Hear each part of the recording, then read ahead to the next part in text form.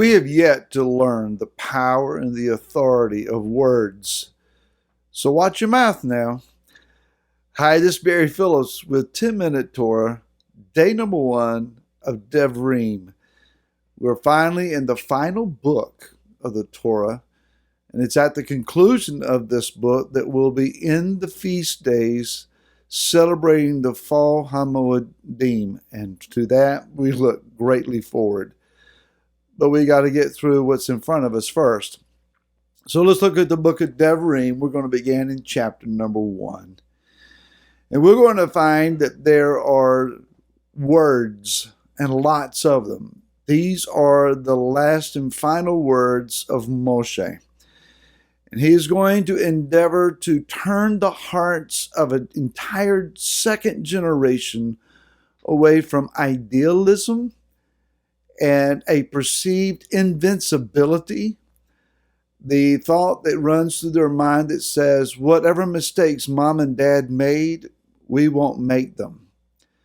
But Moshe knows that they have not really fallen that far from their parents' tree, that the same failures that were in their parents resides within their own spiritual DNA. The Torah is a book of words. In Bereshit, it is through the spoken, decreed word of Yahweh our Elohim that everything that exists was created. In the book of Shemot, we start off with names, which are but words that we use to identify who we really are. In the book of Vayikra, words, and Yahweh called, he uttered his voice, and words came out of the Mishkan and drew the heart of Moshe to him to give him commands. We just finished up Bamidbar. It means in the wilderness, but in Bamidbar is the word Dabar, word. That whole journey in the book of Bamidbar is about finding the word of Yahweh our Elohim in the wilderness. And now we come to the final book, Devrim, which is words. So you have a last speech. You have a last conversation with someone. And it's not so much that you want to give to them your final conclusion on life. It's not that you are looking to glorify or create some remembrance of yourself, but this is the last opportunity that you have to invest in someone else. What do you say? How is it that you convey yourself to them that will do more than inspire? Inspirations, they last but a moment. They're here and they're gone. How many of us remember a political speech? Very few. We may be able to quote Ronald Reagan, and I remember hearing this speech where he said to Mikhail Gorbachev, tear down this wall. And it rallied the German people to tear down a wall that had divided them for several generations. I remember hearing very few moving speeches. So they really had a momentary impact at best. What am I going to say? I remember my father's last words to me. I will never forget them. Not only can I remember what he said, I can remember the expression on his face. May I never forget that.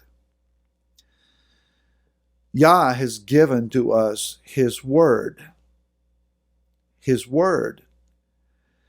And though it has translational issues and fallacies, and though we have found that there are problems, perhaps, and its recording, especially the renewed covenant,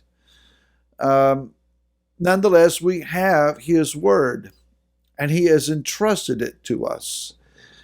The validity, the integrity, the veracity of his word is coming to us in this last day as we're beginning to see prayers that we have prayed for a long, long time beginning to be answered. We prayed, Father, your kingdom come, your will be done on earth as it is in heaven. How many years? How many generations? We're beginning now to see the fruition of those prayers. We're beginning to see last days events and scenarios that we've only imagined more from movie scenes, bad movie scenes at that, than anything else. But we're seeing how things may play out in these last days. Do not be discouraged. Remember Yeshua's words. When you see all these things coming to pass, lift up your head.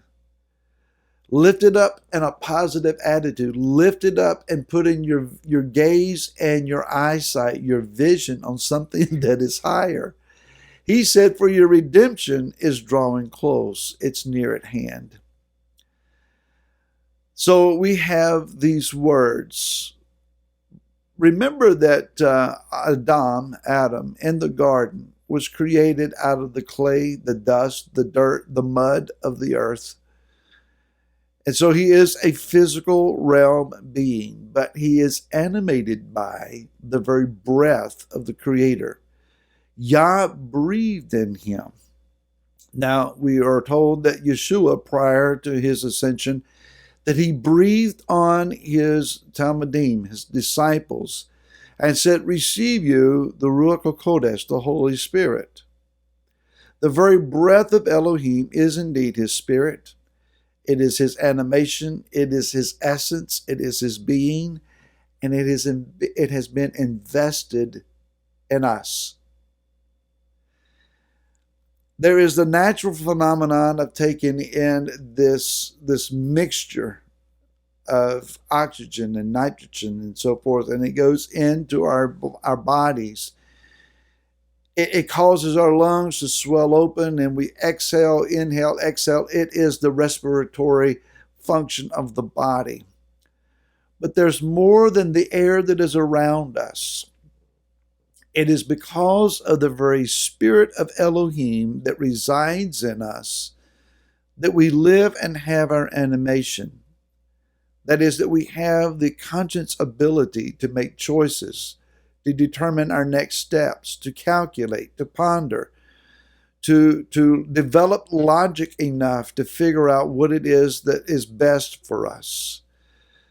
There is also an understanding of the quickening, the animating power of the Ruach that goes beyond explanation. We know things that we don't know how we know them. We sense things that we don't know why we sense them. We make choices that don't seem to be ordinary or properly calculated, but they pay off because we have that inner something that is moving, pushing, motivating, guiding, and directing us. And then we open our mouth.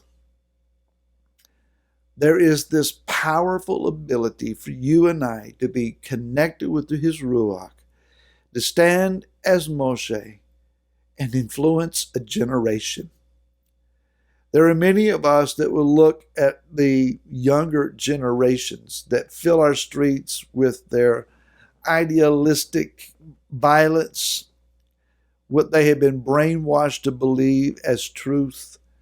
They rail and they slander, they accuse, they act violently, they burn, they loot, and they think that they're owed that.